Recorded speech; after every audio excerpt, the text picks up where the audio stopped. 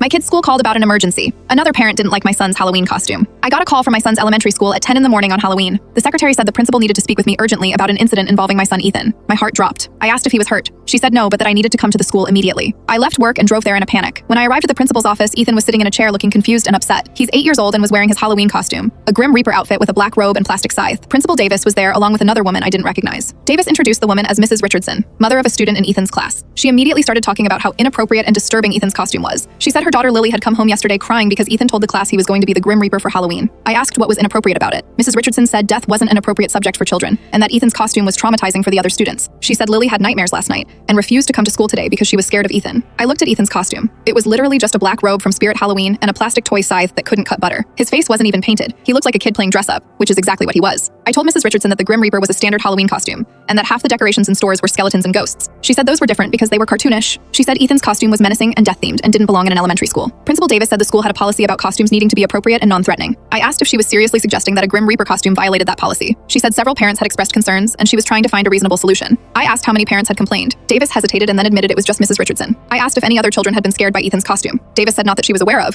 but that didn't mean we should dismiss Mrs. Richardson's concerns about her daughter. Mrs. Richardson suggested that Ethan change into regular clothes for the rest of the day. I said absolutely not. I said I wasn't going to punish my kid for wearing a normal Halloween costume because one parent had an issue with it. She said I was being unreasonable and not considering her daughter's mental health. I asked Principal Davis directly if there was any school rule that Ethan's costume violated. She admitted there wasn't, but said they were trying to be sensitive to all families. I told her that Ethan had followed all the rules and that one parent's hypersensitivity didn't mean my son should be singled out. Mrs. Richardson started getting loud. She said I was raising an insensitive child who scared other kids. She said Ethan had probably chosen the costume specifically to frighten people. I told her she was being ridiculous and that my 8-year-old wasn't some master manipulator planning psychological warfare against second graders. Ethan started crying. He said he just liked the costume because it looked cool and he didn't mean to scare anyone. Mrs. Richardson said that didn't matter because intent wasn't the same as impact. I told her to stop lecturing my kid with her psychology buzzwords. Principal Davis tried to mediate. She suggested maybe Ethan could leave the scythe in the office for the rest of the day as a compromise. Mrs. Richardson said that wasn't enough, that the whole costume needed to go. I said we weren't compromising on anything because there was nothing wrong with the costume. I told Davis that I was taking Ethan home for the day. She said that wasn't necessary and we could work something out. I said clearly we couldn't if one unreasonable parent got to dictate what my kid wore. I took Ethan's hand and we left. Mrs. Richardson followed us into the hallway yelling about how I was teaching my son that he didn't have to respect other people's feelings. I turned around and told her that I was teaching my son not to let unreasonable people bully him into changing who he is. We went home and I let Ethan watch Halloween movies and eat candy for the rest of the day. He asked me if his costume was really scary. I told him it was perfect and that some people just like to create problems where there aren't any. That evening we went trick-or-treating in our neighborhood. Ethan got compliments on his costume from at least a dozen people.